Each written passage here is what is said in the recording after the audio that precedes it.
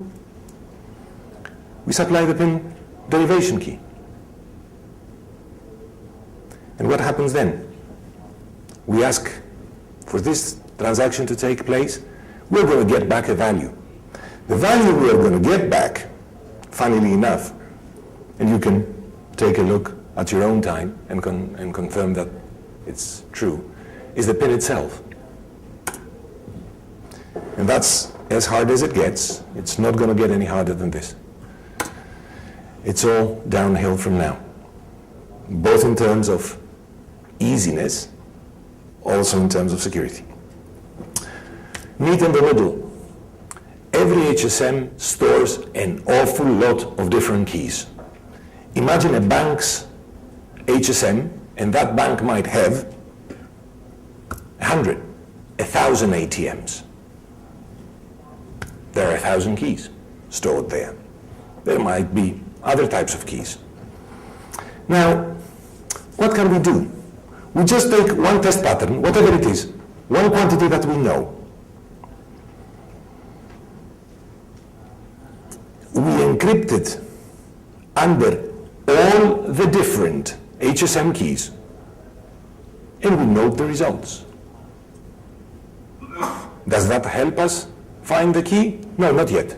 But then we start brute forcing.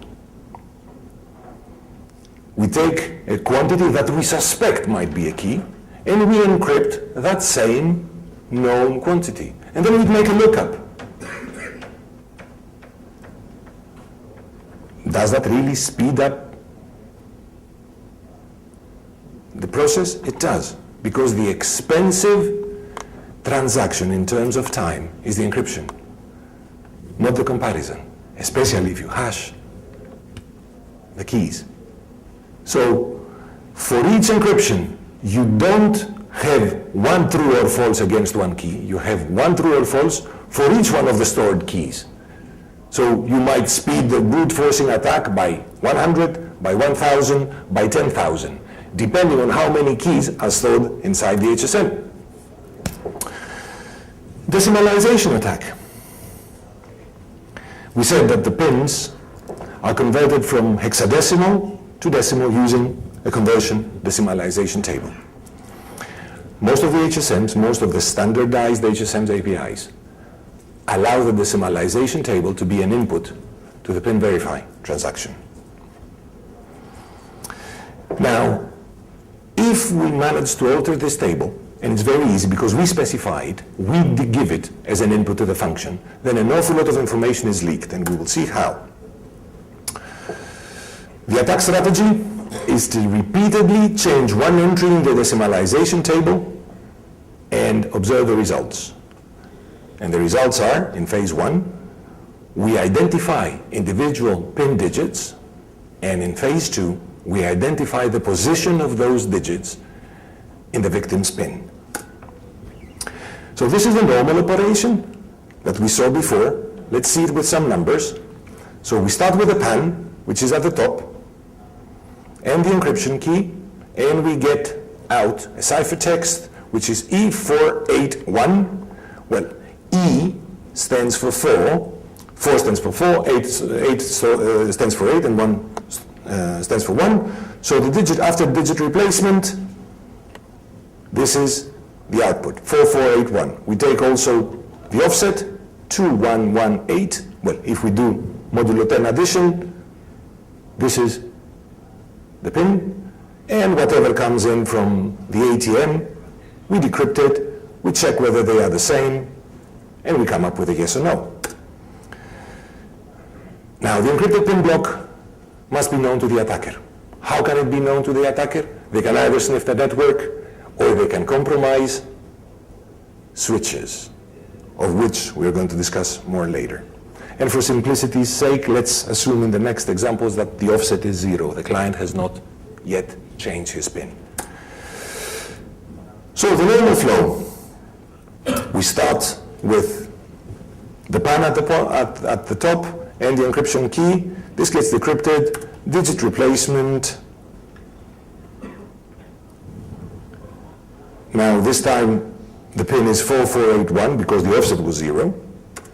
This gets encrypted, get a yes. Now, what do? We go here and we submit a different decimalization table. A table that the hexadecimal digit of 0 gets suddenly replaced, rather than with 0, this time with 1. So, if you follow this, you will see that because there is no 0 in our hexadecimal string, E481 contains no 0. The result of the digit replacement is 4481, which is exactly the same. So it says, yes, it will go through. Conclusion, the PIN does not contain a 0.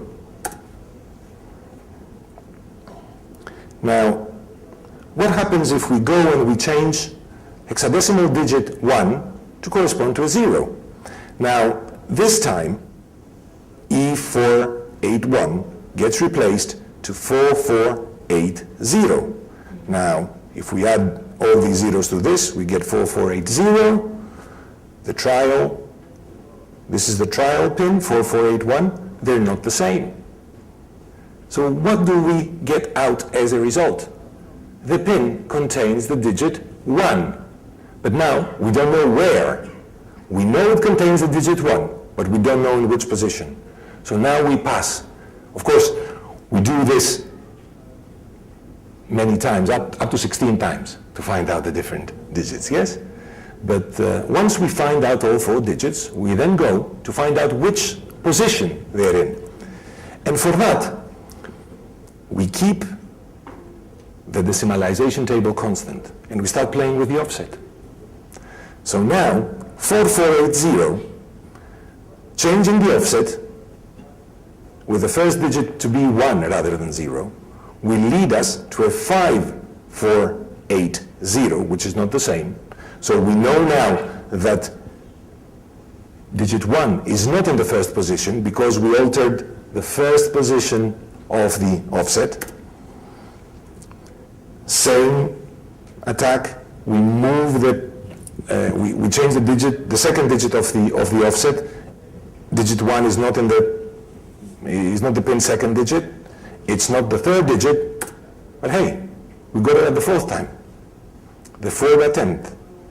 When we modify the last digit of the offset, what do we get? 4481. And now we know that 1 is the 4th digit of the pin. How long does it take? If we know the offset, anywhere between 1 to 20 seconds. Provided you know how to write a for loop. Otherwise, it might take slightly longer. With an unknown offset, if you're lucky 10, if you're not lucky, up to 1,000, 1,100 seconds, which is not a lot. That's the final attack. It's called the translation attack. And as we said, banks need to interchange information. And because they need to interchange information, they need to encrypt pins that they acquire to send to the issuing bank.